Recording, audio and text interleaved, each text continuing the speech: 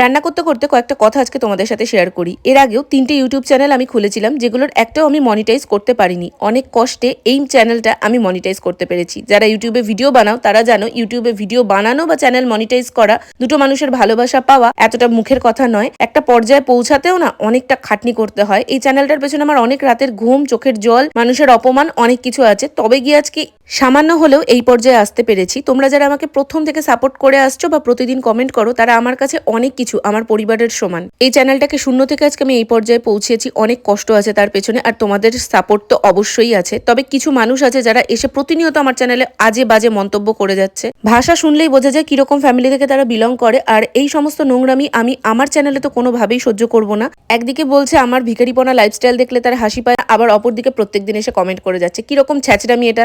যেই কমেন্টটা করছে তার নিজেরই 49টা সাবস্ক্রাইবার। তাই তোকে বলছি, তুই আগে আমার পর্যায়ে আয়, তারপরে না হয় বড় বড় কথা বলতে আসিস।